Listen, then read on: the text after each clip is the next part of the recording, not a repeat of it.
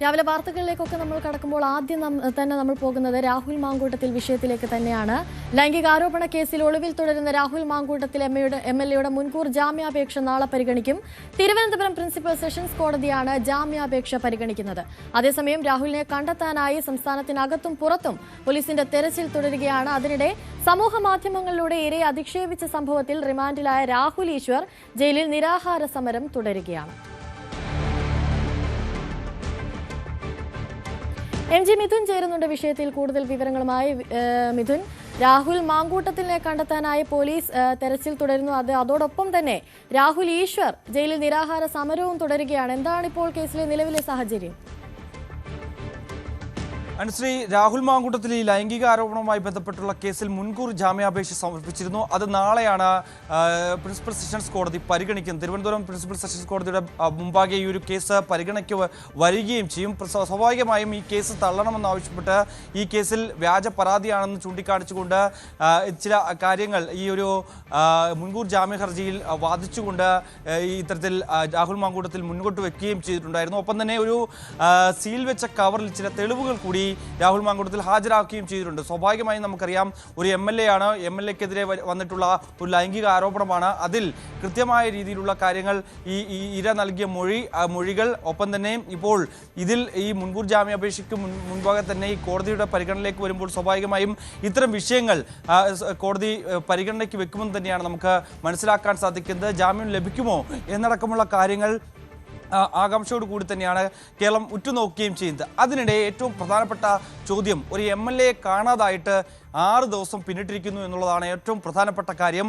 അതായത് ഏതെങ്കിലും ഒരു വലിയ കുറ്റവാളിയെ പോലും വലിയ ക്രൂരമായ നടപടികൾ സ്വീകരിച്ചിട്ടുള്ള, അല്ലെങ്കിൽ അത്രത്തോളം വലിയ ക്രൂരമായ കൊലപാതകം ചെയ്തിട്ടുള്ള വലിയ കുറ്റവാളികൾ, കൊടും കുറ്റവാളികളെ പോലും നിമിഷ നേരങ്ങൾ കൊണ്ട് പിടികൂടുകയും ഒപ്പം തന്നെ നിയമത്തിന് മുന്നിൽ കൊണ്ടുവരികയും ചെയ്തിട്ടുള്ള കേരള പോലീസ്, അത്രത്തോളം കീർത്തികെട്ട കേരള പോലീസാണ് ഇത്തരത്തിൽ ഈ MLA കണ്ടിട്ടില്ല എന്ന രീതിയിൽ അല്ലെങ്കിൽ MLA-ക്കായുള്ള അന്വേഷണം വ്യാപകമാകുന്നു, വലവിരിക്കുന്നു എന്നുള്ള രീതിയിലുള്ള ചില പ്രചരണങ്ങൾ നടത്തുകയും ചെയ്യുന്നു എന്നുള്ളതാണ്. അതായത് എന്തുകൊണ്ട് MLA കണ്ടെത്താനാകുന്നില്ല എന്നുള്ളതാണ് ഏറ്റവും പ്രധാനപ്പെട്ട ചോദ്യം. അതിൽ ഇപ്പോൾ തന്നെ നമുക്കറിയാം, ഭരണപക്ഷത്തെ സംബന്ധിച്ച് ഇലക്ഷൻ നടക്കുന്ന ഒരു വേളയാണ്. തദ്ദേശ തെരഞ്ഞെടുപ്പ് അടുത്തിരിക്കുകയാണ്. 9-ാം തീയതിയാണ് ആദ്യ പോളിംഗ് നടക്കുകയും ചെയ്യുന്നത്. ഈ ഒരു വേളയിൽ ഈ ഒരു വിഷയം ഈ ലൈംലൈറ്റിൽ ഇങ്ങനെ നിൽക്കുക, ഇത് ചർച്ചയാക്കപ്പെടുക എന്നുള്ളത് CPM-നെ സംബന്ധിച്ച് LDF-നെ സംബന്ധിച്ച് വളരെ പ്രധാനപ്പെട്ട കാര്യമാണ്. അതിൽ ഒരു നടപടി സ്വീകരിച്ചാൽ, അതായത് ഉടൻ തന്നെ അറസ്റ്റ് ചെയ്ത് ഹാജരാക്കിയാൽ സ്വാഭാവികമായും ഒരു കടുത്ത നടപടികളിലേക്ക്, അല്ലെങ്കിൽ ഈ ഒരു മുൻകൂർ ജാമ്യ ഹർജി നിഷേധിക്കപ്പെട്ടാൽ, അല്ലെങ്കിൽ കോടതിയുടെ ഭാഗത്ത് നിന്ന് ഏതെങ്കിലും വാക്കാൽ പോലും രാഹുൽ മാങ്കൂട്ടത്തിനെതിരായി ഒരു പരാമർശം ഉണ്ടായാൽ കടുത്ത നടപടികളിലേക്ക് കോൺഗ്രസ് കടക്കാനുള്ള സാധ്യതയുണ്ട്. പ്രത്യേകിച്ച് തെരഞ്ഞെടുപ്പ് അടുത്ത് നിൽക്കുന്ന സാഹചര്യത്തിൽ അങ്ങനെ രാഹുൽ മാങ്കൂട്ടത്തിനെ സംരക്ഷിച്ച് മുന്നോട്ട് പോകാൻ പാർട്ടി ഒരിക്കലും തയ്യാറാകില്ല എന്നുള്ളതാണ് നമുക്ക് പ്രതിപക്ഷ നേതാവിൻ്റെ വാക്കുകളിലൂടെ, മുൻ പ്രതിപക്ഷ നേതാവിൻ്റെ വാക്കുകളിലൂടെ, ഒപ്പം തന്നെ മറ്റു പ്രധാനപ്പെട്ട കോൺഗ്രസ് നേതാക്കളുടെ വാക്കുകളിലൂടെ മനസ്സിലാകുകയും ചെയ്ത്. അങ്ങനെ വന്നാൽ സ്വാഭാവികമായും ഒരു കടുത്ത നടപടി കോൺഗ്രസ് എടുത്താൽ അത് ഈ ഇലക്ഷന് മുമ്പിൽ ഈ ഒരു വിഷയം തീർന്നു എന്നുള്ളതാണ്. ഈ ഒരു ചാപ്റ്റർ ക്ലോസ് ചെയ്യുന്ന തരത്തിലേക്ക് കാര്യങ്ങൾ മാറുകയും ചെയ്യും. അത് LDF-നെ സംബന്ധിച്ച് വലിയ ക്ഷീണമാകുമെന്നുള്ളത് തന്നെയാണ്. ഈ ഒരു വിഷയം ആളിക്കത്തിക്കാൻ ശ്രമിക്കുന്നതിനിടയിൽ അത് തെരഞ്ഞെടുപ്പിൽ വലിയ ചർച്ചയാകാതെ പോവുകയും ചെയ്യും. സ്വർണ്ണപ്പാളി വിഷയം അടക്കം അത് വലിയ രീതിയിൽ ചർച്ചയായി വീണ്ടും ഈ തെരഞ്ഞെടുപ്പിൻ്റെ ഭാഗമായി രംഗത്ത് വരികയും ചെയ്യും. അതുകൊണ്ട് തന്നെ പോലീസിനെ ഉപയോഗിച്ചുകൊണ്ട് ഉടൻ തന്നെ MLA അറസ്റ്റ് ചെയ്യേണ്ടതില്ല എന്നുള്ളൊരു നിലപാട് സ്വീകരിച്ചു എന്നുള്ള ഒരു സംശയം അത് കൂടുതൽ ശക്തിപ്പെടുന്ന തരത്തിലേക്ക് പോകുന്നതിന് കാരണവും ഇതൊക്കെ തന്നെയാണ് എന്നുള്ളത് തന്നെയാണ്. നമുക്കറിയാം, കേരള പോലീസിനെ സംബന്ധിച്ച് ഈ രാഹുൽ മാങ്കൂട്ടത്തിൽ ഒരു MLA കൂടിയാണ് എന്നുള്ളതാണ്. അദ്ദേഹം കേരളത്തിലുടനീളം ഉള്ള മേഖലകളിൽ വ്യാപകമായി ചർച്ചയിൽ നടത്തുന്നു എന്ന് പറയുന്നു. ഒപ്പം തന്നെ കേരളത്തിന് പുറത്തേക്ക് പോയേക്കാം, അതായത് തമിഴ്നാട് അടക്കമുള്ള സംസ്ഥാനങ്ങളിലേക്ക് കടന്നേക്കാം എന്നുള്ള ചില അഭ്യൂഹങ്ങളുണ്ട്. അതുമായി ബന്ധപ്പെട്ടുള്ള ചില വിവരങ്ങൾ പോലീസ് തന്നെ നൽകുകയും ചെയ്യുന്നുണ്ട്. പക്ഷേ എന്തുകൊണ്ട് പിടികൂടാനാകുന്നില്ല എന്നുള്ളതാണ്. ഒരു MLA കടന്നു കളഞ്ഞു എന്ന് ഇങ്ങനെ അതായത് ADGP H. വെങ്കടേഷിൻ്റെ നേതൃത്വത്തിലുള്ള സംഘമാണ് ഈ ഒരു MLA കണ്ടെത്താനുള്ള ശ്രമങ്ങൾ ഊർജിതമാക്കുന്നത് എന്നുള്ളതാണ് ഏറ്റവും പ്രധാനപ്പെട്ട കാര്യം. അങ്ങനെ നാടൊട്ടുക്കും വലവിരിച്ച് MLA-ക്കായി കാത്തിരിക്കുകയാണ്. MLA വന്ന് കയറും തങ്ങളുടെ വണ്ടിയിലേക്ക് എന്നുള്ള രീതിയിലുള്ള ഒരു കാര്യങ്ങളാണ് ഇപ്പോഴും പോലീസ് പറഞ്ഞു വെക്കുകയും ചെയ്യുന്നത്. എന്തായാലും പോലീസിന്റെ ഭാഗത്ത് നിന്ന് ഒരു കൃത്യമായ അന്വേഷണം MLA കണ്ടെത്താൻ നടക്കുന്നില്ല എന്നുള്ളതാണ്. അല്ലെങ്കിൽ MLA എവിടെ ഉണ്ട് എന്നുള്ള കൃത്യമായ വിവരം പോലീസിന് ഇപ്പോൾ സ്വാഭാവികമായും അറിയാമെന്നുള്ളതാണ്. പക്ഷേ പിടികൂടാൻ രാഷ്ട്രീയ സമ്മർദ്ദം മൂലം പോലീസ് തയ്യാറാകുന്നില്ല എന്നുള്ളതാണ് നമുക്കിതിലൂടെ വ്യക്തമാവുകയും ചെയ്യുന്നത്. മറ്റൊന്ന്, ഈ ഇരയ്ക്കെതിരെ സൈബർ ആക്രമണം അതിരൂക്ഷമായി നടക്കുന്ന സാഹചര്യമുണ്ട്. സമൂഹ മാധ്യമങ്ങളിലടക്കം വലിയ രീതിയിൽ വ്യാപകമായി ഇരയുടെ ഫോട്ടോകൾ പ്രചരിപ്പിക്കുന്നു. അതിനെതിരെ കടുത്ത നടപടികളിലേക്ക് പോലീസ് കടക്കുകയും ചെയ്തിട്ടുണ്ട്. അതിന്റെ ഭാഗമായാണ് രാഹുൽ ഈശ്വറിനെ കഴിഞ്ഞ ദിവസം കസ്റ്റഡിയിലെടുക്കുകയും കൂടുതൽ നടപടികളിലേക്ക് കടക്കുകയും ചെയ്തത്. രാഹുൽ ഈശ്വറിന്റെ പക്കൽ നിന്ന് പിടിച്ചെടുത്ത ലാപ്ടോപ്പ് ഇപ്പോൾ ശാസ്ത്രീയ പരിശോധനയ്ക്ക് വിധേയമാക്കുമെന്ന് പറയുന്നതിൽ കൂടുതൽ പ്രതികളെ ചോദ്യം ചെയ്യാനൊക്കെ പോലീസ് ഒരുങ്ങുകയാണ്. അപ്പോൾ ഇതിനൊക്കെ അവസാനം ഇതൊരു ഗൂഢാലോചനയായിരുന്നു, ഇതിന് പിന്നിൽ ഗൂഢാലോചന നടന്നിട്ടുണ്ടോ എന്നുള്ള കാര്യങ്ങളൊക്കെ തെളിയാനുള്ള സാധ്യതയുണ്ടല്ലേ?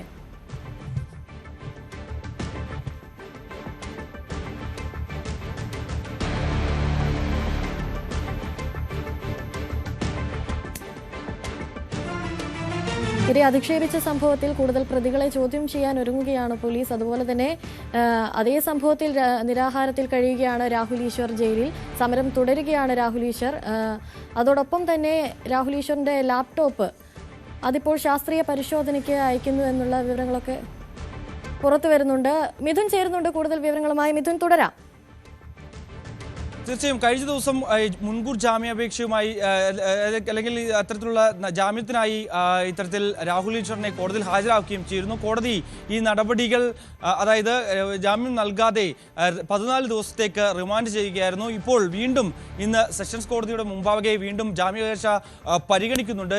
ജാമ്യം നൽകണം എന്നാവശ്യപ്പെട്ടുകൊണ്ട് രാഹുൽ ഈശ്വർ കോടതിയെ സമീപിക്കുകയും ചെയ്തിട്ടുണ്ട്. ഇന്ന് കോടതി എന്ത് നിലപാട് സ്വീകരിക്കുമെന്നുള്ളതാണ്. മറ്റൊന്ന്, ശാസ്ത്രീയ പരിശോധനയ്ക്കായി രാഹുൽ ഈശ്വറിന്റെ ലാപ്ടോപ്പ് ഈ കഴിഞ്ഞ ദിവസം വീട്ടിലെത്തി കസ്റ്റഡിയിലെടുത്തിരുന്നു. ഇതിൽ നിന്ന് ആർക്കൊക്കെ ഈ ചിത്രങ്ങൾ നൽകിയിട്ടുണ്ട്, ഇതുമായി ബന്ധപ്പെട്ട് ഇരയെ സമൂഹത്തിന് മുമ്പിലേക്ക് എത്തിക്കുന്ന തരത്തിൽ ഏതെങ്കിലും തരത്തിലുള്ള ഗൂഢാലോചനയുടെ ഭാഗമായി രാഹുൽ ഈശ്വർ പ്രവർത്തിച്ചിട്ടുണ്ടോ, ആരൊക്കെ ഇതിന്റെ ഭാഗമായിട്ടുണ്ട് തുടങ്ങിയ കാര്യങ്ങളൊക്കെ പരിശോധിക്കുകയും ചെയ്യും. ഒപ്പം തന്നെ എച്ച് വെങ്കടേഷ നേരത്തെ തന്നെ ഈ വിഷയത്തിൽ അതാത് ജില്ലകളിൽ ഇതുമായി ബന്ധപ്പെട്ടുള്ള കേസുകൾ രജിസ്റ്റർ ചെയ്യണം, ആരൊക്കെ ഇതിൽ ഉൾപ്പെട്ടിട്ടുണ്ടോ, ആരൊക്കെയാണ് ഈ പോസ്റ്റുകൾ അല്ലെങ്കിൽ ഈ ഇരയുടെ ചിത്രങ്ങളടക്കം പോസ്റ്റ് ചെയ്തിട്ടുള്ളത്, സൈബർ ഇടത്തിൽ ആക്രമണം നടത്തിയിട്ടുള്ളത്, അവരെയൊക്കെ പ്രത്യേകം അറസ്റ്റ് ചെയ്യണം എന്നുള്ളതാണ്. അതിന്റെ നടപടികളിലേക്ക് കടക്കുകയും ചെയ്തിട്ടുണ്ട്. മറ്റൊന്ന്, ഈ 5 പേർക്കെതിരെയായിരുന്നു നേരത്തെ ഈ സൈബർ ആക്രമണവുമായി ബന്ധപ്പെട്ട് കേസെടുത്തിട്ടുള്ളത്. അതിനൊന്ന് KPCC ജനറൽ സെക്രട്ടറി കൂടിയായിട്ടുള്ള സന്ദീപ് വാര്യർക്കെതിരെ സമാനമായ കേസുണ്ട്. ഇന്ന് സന്ദീപ് വാര്യർ നൽകിയ ജാമ്യാപേക്ഷ തിരുവനന്തപുരം സെഷൻസ് കോടതി പരിഗണിക്കുകയും ചെയ്യുന്നുണ്ട്. സ്വാഭാവികമായും കഴിഞ്ഞ ദിവസം രാഹുൽ ഈശ്വറിന്റെ ഈ ജാമ്യാപേക്ഷ തള്ളിയ സാഹചര്യത്തിൽ ഇന്ന് സന്ദീപ് വാര്യറിന്റെയും രാഹുൽ ഈശ്വറിന്റെയും ജാമ്യാപേക്ഷകൾ ഒരുമിച്ചായിരിക്കും പരിഗണിക്കുക എന്നാണ് നമുക്ക് മനസ്സിലാക്കാൻ സാധിക്കുക. അങ്ങനെയെങ്കിൽ ഇരുവർക്കും ഒരേ സമാനമായ രീതിയിലുള്ള നടപടിയായിരിക്കും, അല്ലെങ്കിൽ അങ്ങനെ ഒരു തീരുമാനമായിരിക്കും കോടതിയുടെ ഭാഗത്ത് നിന്ന് ഉണ്ടാകുക എന്നാണ് നമ്മൾ പ്രതീക്ഷിക്കുകയും ചെയ്യുന്നത്. ജാമ്യം നൽകുന്നത് റദ്ദ് ചെയ്ത അല്ലെങ്കിൽ അങ്ങനെ ഒരു നടപടി കോടതിയുടെ ഭാഗത്തുനിന്ന് ഉണ്ടായില്ല എങ്കിൽ സന്ദീപ് വാര്യരും റിമാൻഡിലേക്ക് പോകുന്ന തരത്തിലേക്ക് പോവുകയും ചെയ്യും. അങ്ങനെ കടുത്ത നടപടികളിലേക്ക് ഇരയെ ആക്രമിക്കുന്നതുമായി ബന്ധപ്പെട്ട് പോലീസ് കടക്കുന്നുണ്ട്. അപ്പോഴും രാഹുൽ മാങ്കൂട്ടത്തിൽ എവിടെ എന്നുള്ള ചോദ്യം വലിയ രീതിയിൽ ചർച്ചയാകുന്നുണ്ട്. അത് ഇപ്പോഴും ഉയർന്നു തന്നെ നിൽക്കുന്നുണ്ട് എന്നുള്ളതാണ്. രാഹുൽ മാങ്കൂട്ടത്തിൽ ഒരു നടിയുടെ കാറിൽ, ഒരു ചുവപ്പ് പോളോ കാറിൽ പോയതാണ് എന്നുള്ളൊരു സ്ഥിരീകരണത്തിലേക്ക് പോലീസ് എത്തുന്നുണ്ട്. അത് ഏത് നടിയാണ് എന്നടക്കമുള്ള വിശദാംശങ്ങൾ പുറത്തു വന്നിട്ടില്ല എന്നുള്ളതാണ്. പക്ഷേ മുൻകാലങ്ങളിൽ രാഹുൽ മാങ്കൂട്ടത്തിൻ്റെ മണ്ഡലമായ പാലക്കാട്ടെ വിവിധ പരിപാടികളിൽ, അതായത് ഈ വീട് വെച്ച് നൽകുന്നതുമായി ബന്ധപ്പെട്ട് MLA-യുടെ ഫണ്ട് ഉപയോഗിച്ച് വീട് വെച്ച് നൽകുന്ന ആ പരിപാടികളിലൊക്കെ പങ്കെടുത്തിട്ടുള്ള ഒരു നടിയാണ് എന്നടക്കമുള്ള ചില സൂചനകൾ അത് വരുന്നുണ്ട്. സമൂഹ മാധ്യമങ്ങളിൽ അതുമായി ബന്ധപ്പെട്ടുള്ള ചില ചർച്ചകൾ നടക്കുന്നുണ്ട്. അതിലൊക്കെ ഒരു ഔദ്യോഗിക സ്ഥിരീകരണം വരേണ്ടതായിട്ടുണ്ട്. എന്തായാലും ചില അഭ്യൂഹങ്ങൾ കേന്ദ്രീകരിച്ച് അല്ലെങ്കിൽ അങ്ങനെയുള്ള വിവരങ്ങൾ കേന്ദ്രീകരിച്ച് പോലീസ് അന്വേഷണം വ്യാപകമാക്കുന്നുണ്ട്. പാലക്കാട്ടെ ഫ്ളാറ്റ് കേന്ദ്രീകരിച്ച് പരിശോധന നടത്തിയിരുന്നു. അവിടുത്തെ CCTV ദൃശ്യങ്ങൾ ലഭ്യമല്ല എന്ന ഒരു വിശദീകരണമായിരുന്നു പോലീസിന്റെ ഭാഗത്തുനിന്ന് ഉണ്ടായത്. അതായത് രാഹുൽ കഴിഞ്ഞ വ്യാഴാഴ്ച ഈ ഫ്ളാറ്റിൽ നിന്ന് രക്ഷപ്പെടുന്ന സമയത്ത് ഈ DVR ഉൾപ്പെടെ അവിടുത്തെ ദൃശ്യങ്ങളടക്കം ഇത്തരത്തിൽ നശിപ്പിച്ചിരുന്നു എന്നുള്ളതാണ്. അവിടുത്തെ കെയർടേക്കറെ സ്വാധീനിച്ച് ഈ ദൃശ്യങ്ങളൊക്കെ നശിപ്പിച്ചിരുന്നു എന്നാണ് അന്വേഷണ സംഘം കണ്ടെത്തിയിരിക്കുന്നത്. അതുകൊണ്ട് തന്നെ കെയർടേക്കറെ കൂടുതൽ ചോദ്യം ചെയ്യുന്ന നടപടികളിലേക്ക് കടക്കുന്നുണ്ട്. സമീപ പ്രദേശങ്ങളിലെ CCTV ദൃശ്യങ്ങൾ കൂടി പരിശോധിക്കുന്നുണ്ട്. പ്രത്യേകിച്ച് ഇപ്പോൾ പോലീസ് പറയുന്ന വളരെ വിചിത്രമായ ഒരു വാദമെന്ന് പറയുന്നത് MLA സഞ്ചരിച്ച്, അതായത് MLA രക്ഷപ്പെടാൻ ഉപയോഗിച്ചിരുന്ന വഴികൾ അല്ലെങ്കിൽ ആ റോഡുകളിലൊന്നും തന്നെ ഒരു CCTV ക്യാമറകളില്ല. ഇല്ല. ആ CCTV ക്യാമറകൾ ഇല്ലാത്ത വഴികളിലൂടെയാണ് ഇത്തരത്തിൽ MLA കടന്നു കളഞ്ഞതെന്നാണ് പറയുന്നത്. പാലക്കാട് പോലൊരു നഗരം, പാലക്കാട് MLAയുടെ ഫ്ലാറ്റ് കഴിഞ്ഞിട്ട് ഇങ്ങോട്ടൊക്കെ വരുന്ന പ്രദേശങ്ങളിലൊക്കെ നിരവധി ഷോപ്പുകളുണ്ട്. ആ പ്രദേശങ്ങളിലൊക്കെ CCTV ക്യാമറകളൊക്കെ ഉള്ളതാണ്. അവിടെയൊക്കെ ഇതൊക്കെ വെട്ടിച്ച് എങ്ങനെ MLAക്ക് കടന്നു കളയാമെന്നുള്ള കാര്യമാണ് എന്തായാലും വളരെ പ്രധാനപ്പെട്ട കാര്യമെന്നുള്ളത് തന്നെയാണ്. അങ്ങനെയുള്ള വിചിത്രവാദങ്ങളൊക്കെ പോലീസിന്റെ ഭാഗത്തുനിന്ന് ഈ ഒരു ഘട്ടത്തിൽ ഉണ്ടാകുന്നു. 6 ദിവസം പിന്നിട്ടിരിക്കുന്ന ഒരു MLA മുങ്ങിയിട്ട് എന്നുള്ളതാണ്. കൊടും കുറ്റവാളികളെ പോലും ഇത്തരത്തിൽ പിടികൂടുന്ന പോലീസ് ഉദ്യോഗസ്ഥരാണ് ഇങ്ങനെയുള്ള വാദങ്ങൾ നിരത്തുന്നത് എന്നുള്ളതാണ് ഏറ്റവും സംശയം ജനിപ്പിക്കുന്നത്. അത് ഏതെങ്കിലും തരത്തിലുള്ള രാഷ്ട്രീയ സമ്മർദ്ദം മൂലമാണോ ഇങ്ങനെ ഒരു നടപടി പോലീസിന്റെ ഭാഗത്തുനിന്ന് ഉണ്ടാകുന്നതൊക്കെയുള്ള കാര്യങ്ങൾ എന്തായാലും ഉണ്ട്. എന്തായാലും ഉടൻ തന്നെ MLA പിടികൂടുമെന്ന് നമുക്ക് പ്രതീക്ഷിക്കാം. നാളെയാണ് MLAയുടെ മുൻകൂർ ജാമ്യ ഹർജി സെഷൻസ് കോടതി പരിഗണിക്കുക. സ്വാഭാവികമായ ഒരു കടുത്ത നടപടി ഉണ്ടാകുമെന്നോടൊക്കെ അടക്കമുള്ള കാര്യങ്ങളിൽ ഒരു വ്യക്തത ഇനി വരേണ്ടിയിരിക്കുന്നു. ശരി, MG മിഥുനാണ് കൂടുതൽ വിവരങ്ങൾ നൽകിയത്. അതേസമയം തന്നെ രാഹുൽ മാങ്കൂട്ടത്തിനെതിരെ ലൈംഗിക പീഡന പരാതി നൽകിയ യുവതിയുടെ വിവരങ്ങൾ പ്രചരിപ്പിച്ചതിൽ കണ്ണൂരിലും കേസെടുത്തിരിക്കുന്നു എന്നുള്ള വിവരങ്ങളൊക്കെ പുറത്തു വരുന്നുണ്ട്. സുനിൽ മോൻ KM എന്ന ഫേസ്ബുക്ക് പ്രൊഫൈൽ ഉണ്ടാക്കിയ വ്യക്തിക്കെതിരെയാണ് പോലീസ് കേസെടുത്തിരിക്കുന്നത്. സന്ദീപ് വാര്യരുടെ പോസ്റ്റിലെ വിവരങ്ങൾ സാമൂഹ്യ മാധ്യമങ്ങളിൽ പ്രചരിപ്പിച്ചതിനാണ് കേസ്. അതിജീവിതയുടെ അന്തസ്സിനെ ഹനിക്കുന്ന പ്രവൃത്തി ചെയ്തെന്നാണ് FIR.